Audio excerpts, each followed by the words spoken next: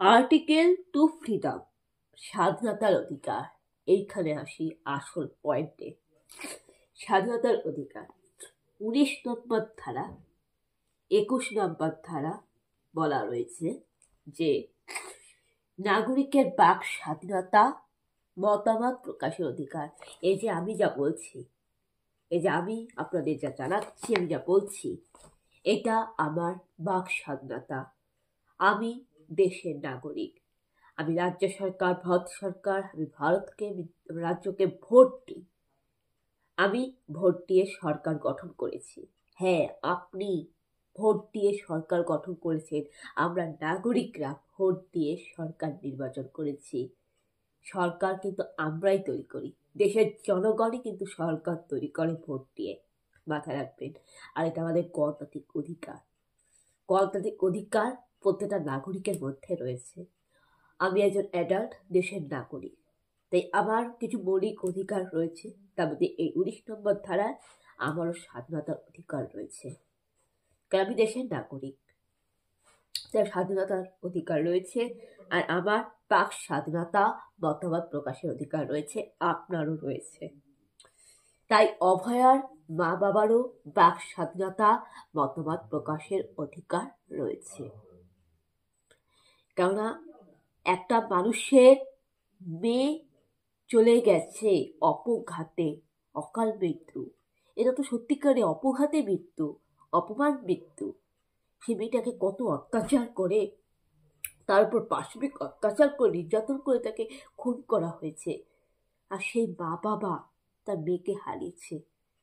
তার বোনের তার তার তিনি তখন একটা মানুষের যখন পরিবার হারিয়ে যায়, সে মানসিকভাবে ভেঙে পড়ে, মানসিক ভারসাম্য হারিয়ে ফেলে, অনেক কষ্টে, বেদনার, যন্ত্রণায়। তার মনের অবস্থার কথা তো ভাবা উচিত, কিন্তু না, নেতামন্ত্রীরা সেটা করছে না। উল্টা অভয়ের মা বাবাকে অপমান করছে, অভয়ের মা বাবাকে এখতিয়ার শিখাচ্ছে। আবার একজন মন্ত্রী তো বলেই ফেললো যে অভয়ের মা বাবার নাকি রাইটস নেই, মানে এটা অবৈধ, এটা বৈধ নয়।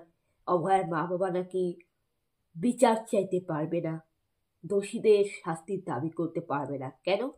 কারণ এটা নাকি ফৌজদারি মামলা। ফৌজদারি মামলায় নাকি কোনো পরিবার, মানে কারোর যদি কেউ মারা যায় বা কাউকে খুন করা হয়, কোনো ক্রাইম ঘটে, কোনো ক্রাইমের যদি শিকার হয় কোনো মানুষ, কেউ যদি খুন হয়, মারা যায়, তার পরিবার নাকি ন্যায় বিচার চাইতে পারে না, দোষীদের শাস্তির দাবি করতে পারে না, এসব কথা বলছেন।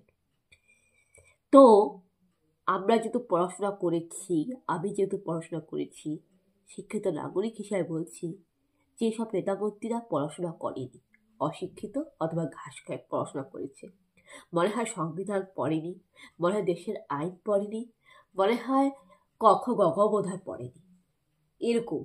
তার কারণ এখানে বলা রয়েছে সংবিধানে 19 নম্বর ধারায় নাগরিকের বাক স্বাধীনতা, মত প্রকাশের অধিকার। এখানে বলা রয়েছে ভারতের স্বাধীনভাবে চলাফেরা করার অধিকার, বলা রয়েছে যে ব্যক্তিগত স্বাধীনতার অধিকার, জীবন রক্ষার অধিকার। তাহলে অভয়ের মা বাবা 100% সুবিচার চাইতে পারে, 100% সুবিচার চাইতে পারে, 100% তার মেয়ের অভয়াকে যে ভাবে খুন করেছে সেই দোষীদের, অপরাধীদের কঠিন শাস্তি চাইতে পারে, ন্যায় বিচার চাইতে পারে। তার কারণ ভারতীয় সংবিধান তাদের এই অধিকার দিয়েছে, দেশের আইন তাদের এই অধিকার দিয়েছে। আর এখানে সংবিধানে তো বলাই রয়েছে 19 নম্বর ধারায় যে নাগরিকের বাক স্বাধীনতা, মতামত প্রকাশের অধিকার রয়েছে। তা ভয়ের মা বাবা যেটা চাইছে, যেটা বলছে, সেটা তাদের বাক স্বাধীনতা, তাদের মতামত প্রকাশ, কারণ এটা তাদের মৌলিক অধিকার, যেটা সংবিধান তাদের দিয়েছে, তাদের ব্যক্তিগত স্বাধীনতা। আর যে মন্ত্রী এসব কথা বলছে যে অভয়ের মা বাবা নাকি শাস্তির দাবি করতে পারে না, বিচার চাইতে পারে না, এইসব কথা বলে তারা কি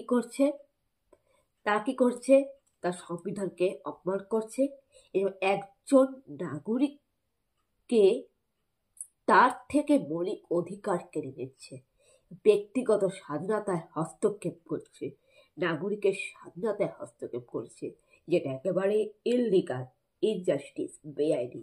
এটা কখনো উচিত না। বৈধ হচ্ছে সেটাই যেখানে সংবিধান যেটা বলে, আর সংবিধান কিন্তু এটাই বলে। আর কোনো মানুষ যদি তার পরিবারে কেউ মারা গেলে, অথবা কোনো ফৌজদারি মামলা হোক, দেওয়ানি মামলা হোক, কোনো সোশ্যাল ক্রাইম হোক না কেন, সে পরিবার কিন্তু অবশ্যই ন্যায় চাইতে পারে, জাস্টিস চাইতে পারে। এটা ভারতের সংবিধান তার অধিকার দিয়েছে। এটা মৌলিক অধিকার, তার স্বাধীনতার অধিকার, গণতান্ত্রিক অধিকার।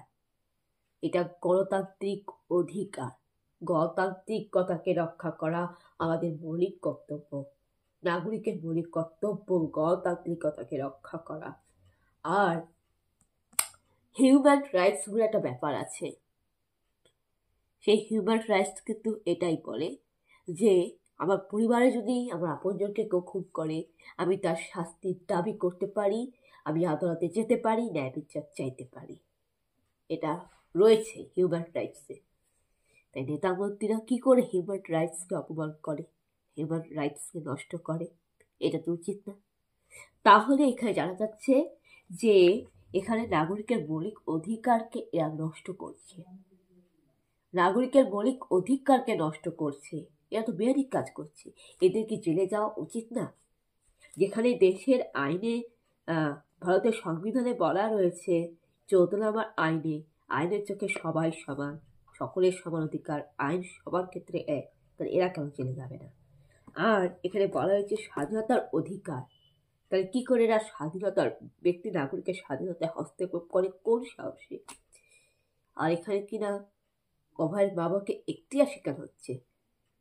তারা তো তাদের এখতিয়ার লঙ্ঘন করছে, তারা তো তাদের সীমা লঙ্ঘন করছে। তাদের এখতিয়ার কোথায়?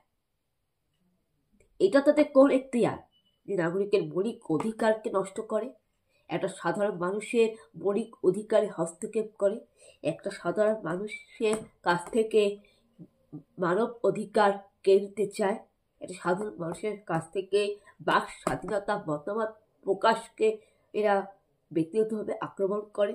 কোন সাহস? এটা তাদের কোন এখতিয়ার?